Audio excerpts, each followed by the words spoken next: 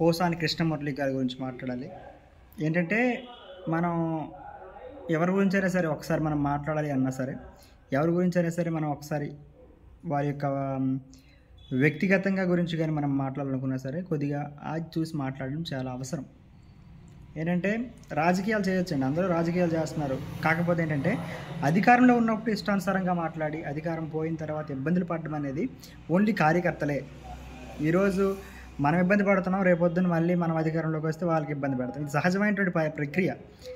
ఇట్లాగా అందరినీ మనం టార్గెట్ చేసే ముందు కార్యకర్తలు కూడా చాలా ఇబ్బంది పడుతున్నారు. కార్యకర్తలు ఎవరైతే ఉన్నారో ఒకసారి అర్థం చేసుకోవాలి. మనం ఏదైనా సరే ఒక్కసారి అనుచిత వ్యాఖ్యలు చేసినప్పుడు, ఏదైనా సరే అనుకోని పరిస్థితుల్లో ఏదైనా ఇబ్బంది పడే కార్యక్రమాలు ఏమైనా చేసినప్పుడు ఒకసారి మనం ఆలోచించి వాళ్ళతో మాట్లాడాలి. ఏదైనా అమ్మలని, అక్కలని, తర్వాత పిల్లల్ని ఉద్దేశించి మాట్లాడడం కూడా కరెక్ట్ అయిన పద్ధతి కాదు.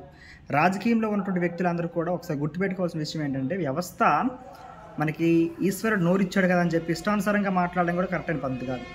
రాజకీయం ఎట్లా చేయాలని అంటే, మనం చెప్పే వ్యాఖ్యలు, మనం ఇచ్చే ఆన్సర్స్ ప్రతి ఒక్కదానికి కూడా ఒక అర్థం ఉండాలి. పరమార్థం లేకపోయినా పర్లేదు, కనీసం అర్ధరహితంగా మాట్లాడడం కూడా పద్ధతైన మాటలు కాదు. జగన్మోహన్ రెడ్డి గారిని విమర్శించడం అయితే మనది కాన్సెప్ట్ కాదు. జగన్మోహన్ రెడ్డి గారిని విమర్శించడం కాన్సెప్ట్ కాదు. కానీ జగన్మోహన్ రెడ్డి గారిని ఉద్దేశించి మాట్లాడేటప్పుడు ఒక విషయం చెప్తున్నాను. జగన్మోహన్ రెడ్డి గారి యొక్క పరిపాలనా విధానం అనేది అద్భుతం. ఇంకెవరు అతనిలా పరిపాలించడం అనేది సహజం అని చెప్పినా సరే అది అసాధ్యం. ఎందుకంటే జగన్మోహన్ రెడ్డి గారి తర్వాత, జగన్మోహన్ రెడ్డి గారి ముందు, తర్వాత వెనక అని చెప్పుకోవాలి. అట్లాంటి పరిపాలన చేసి వెళ్ళిపెడుతున్నాం. ఇప్పుడు ఏంటంటే మనం ఒక వ్యక్తి గురించి మనం ఆ రోజుల్లో ఇష్టానుసారంగా మాట్లాడి ఇబ్బందులు పడుతున్నాం. కానీ ఎవరి గురించి అయినా సరే మనం సాధారణంగా ఒక వ్యక్తి గురించి మనం మాట్లాడాలన్నా సరే, జగన్మోహన్ రెడ్డి గారి గురించనే కాదు, చంద్రబాబు నాయుడు గురించనే కాదు, ఎవరి గురించైనా సరే మనం వ్యక్తిగతంగా మాట్లాడుకున్నప్పుడు అతని వ్యక్తిగతంగానే మాట్లాడాలి.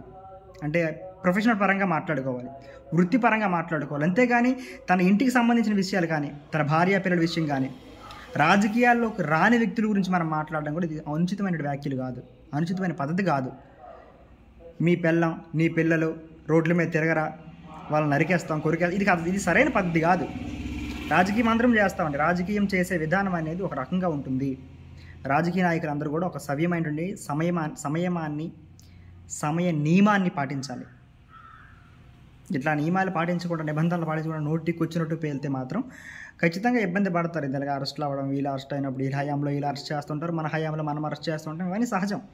ప్రతి ఒక్కరిని అరెస్టులు చేస్తూ ఉంటారు, ప్రతి ఒక్కరిని. ఇంకా ఇందులో ఇబ్బంది పడేది కార్యకర్తలే. రాజకీయ నాయకులు హాయిగానే ఉన్నారు, వాళ్ళు హాయిగానే ఉంటారు, మనం ఇబ్బంది పడుతూ ఉంటాం. కార్యకర్తలను కూడా గుర్తుపెట్టుకోవాల్సిన విషయం ఏంటంటే, రాష్ట్ర రాజకీయాలను ఎప్పుడూ కూడా సొంత పనులకు, మన సొంతంగా నా సొంత అన్నానే ఫీలింగ్ పక్కన పెట్టి మనం జనాలకు ఏమైనా ఉపయోగపడతామా అంతవరకే మనం రాజకీయం చేయాలి, అంతవరకే మనం వ్యవస్థలో మాట్లాడుకోవాలి. అంతకుమించి మాట్లాడడం పద్ధతి కాదు. పోసాని కృష్ణమురళి గారు చేసిన విషయాల్లో అయితే మాత్రం ఏకీపించడం సబబు కాదు.